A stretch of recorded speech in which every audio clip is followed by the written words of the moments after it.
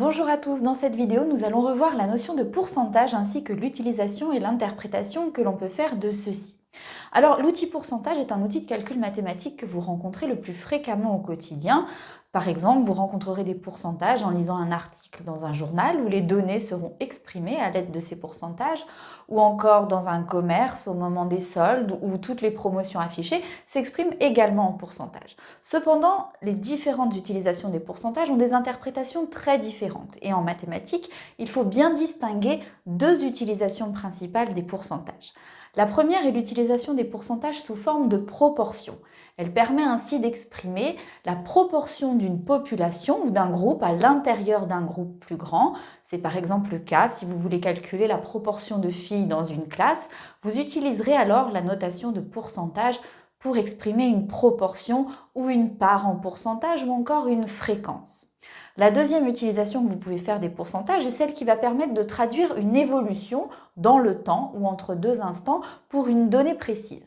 Par exemple, vous cherchez à étudier l'évolution d'un prix d'une année à l'autre dans un magasin pour un objet quelconque qui est vendu, et bien vous allez pouvoir traduire cette évolution de prix à l'aide d'un pourcentage et du calcul de ce qu'on appelle un taux d'évolution. Nous allons donc voir dans cette vidéo les deux utilisations principales des pourcentages au travers de deux exemples. Tout d'abord, intéressons-nous à l'utilisation des pourcentages pour traduire des proportions. Pour faire cela, nous allons partir de l'exemple suivant. Vous voyez ici apparaître un tableau dans lequel sont regroupés les résultats d'un sondage qui porte sur 1200 personnes, auxquelles nous avons posé la question sur la chaîne qui a été regardée à la télévision un soir donné. En deuxième colonne de ce tableau, vous trouverez les effectifs correspondant à la réponse de chaque personne interrogée pour chaque chaîne donnée. Eh bien, regardons plus précisément ce qui concerne la chaîne TF1. Parmi les 1200 personnes interrogées, 180 ont regardé cette chaîne, ce qui représente ici une part de 180 personnes sur 1200, ce qui nous donne un résultat de 0,15. Ceci correspond à la part exprimée sous forme décimale des personnes ayant regardé cette chaîne. On parlera alors aussi de fréquence des personnes ayant regardé TF1. Nous souhaitons traduire maintenant cette donnée sous forme de pourcentage. Eh bien, 0,15 n'est rien d'autre que l'écriture décimale de la fraction 15 sur 100 qui représente donc exactement 15%. Et nous avons exprimé notre proportion sous forme de pourcentage.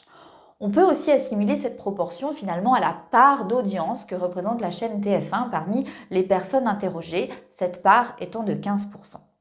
De la même manière, vous pouvez calculer les parts ou les proportions correspondant à chaque chaîne affichée dans ce tableau. Vous obtiendrez ainsi les résultats suivants. Je vous laisserai mettre la vidéo en pause si vous le souhaitez pour vérifier les calculs correspondant à chacune de ces proportions. Afin de visualiser plus simplement l'ensemble de ces résultats, je vous propose de revoir aussi ici le diagramme circulaire, celui qui permet de représenter toutes les catégories du tableau à l'intérieur d'un cercle. Le diagramme s'affiche ici. Et bien dans ce diagramme, vous verrez apparaître que chaque part, chaque proportion est représentée par un petit bout de cercle. Et pour rappel, il s'agit ici de connaître l'angle que représente chaque part ou chaque proportion à l'intérieur du grand cercle pour pouvoir dessiner ce diagramme. Je vous ai remis ici le calcul qui permettrait de calculer justement l'angle de cercle correspondant à la part d'audience de TF1. Eh bien, votre cercle complet possède un angle de 360 degrés. À l'aide de la proportionnalité, vous pouvez retrouver que l'angle correspondant à la chaîne TF1 est de 54 degrés. En raisonnant de même avec tous les autres, vous obtiendrez le diagramme circulaire complet.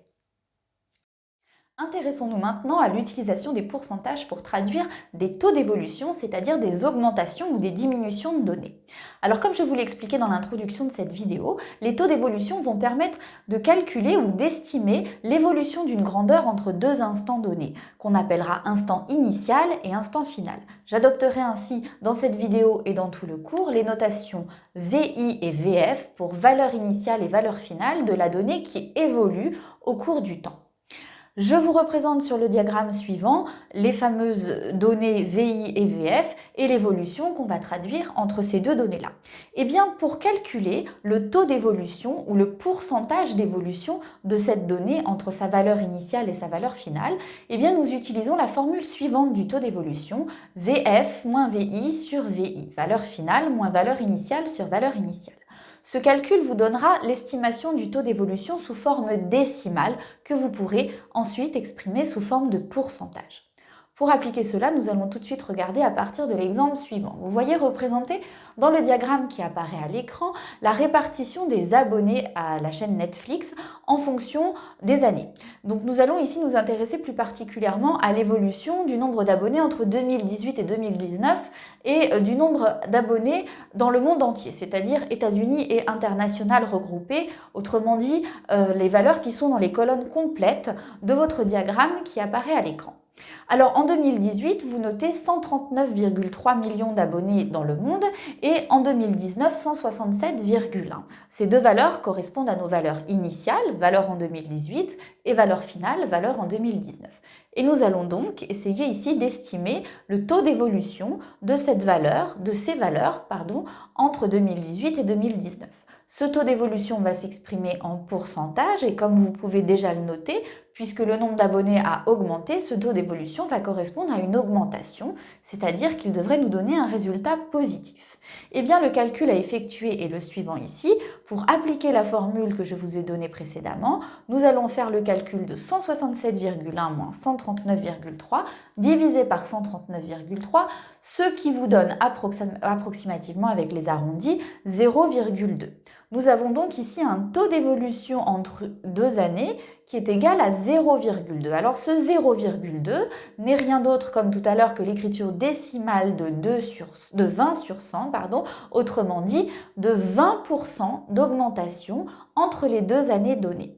Donc ici, il faudra bien faire attention, pour résumer ce que vous avez vu dans ces vidéos, de bien distinguer l'évolution d'une donnée dans le temps, d'une donnée qui est la même, qu'on va regarder à deux instants différents, et ceci traduira les taux d'évolution et ce que nous venons de voir dans cet exemple, et puis au contraire, l'étude d'une donnée à l'intérieur d'un ensemble ou d'un autre groupe, ce qui permet ici d'utiliser plutôt des proportions. Alors pour vérifier si tout a été bien compris sur cette vidéo, eh bien je vais vous proposer tout de suite un exemple dans lequel vous allez devoir déterminer si les données qui vous sont fournies correspondent à des proportions ou à des taux d'évolution.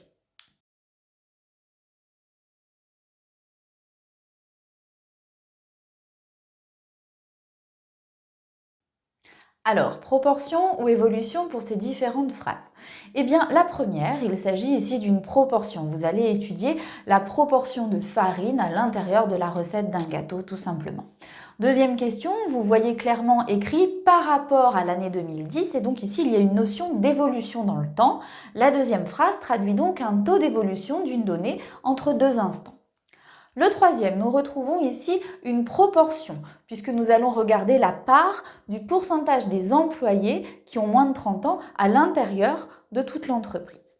Et pour la dernière phrase qui est donnée, eh bien, il est assez explicite ici qu'il s'agit d'un taux d'évolution, puisqu'on parle du taux d'accroissement du PIB d'une année donnée par rapport évidemment à l'année précédente. Voilà, je vous invite donc à retravailler ça et à vous poser aussi la question à chaque fois que vous rencontrez un pourcentage, si vous pouvez interpréter cela comme une proportion ou comme un taux d'évolution afin de prendre les bons réflexes.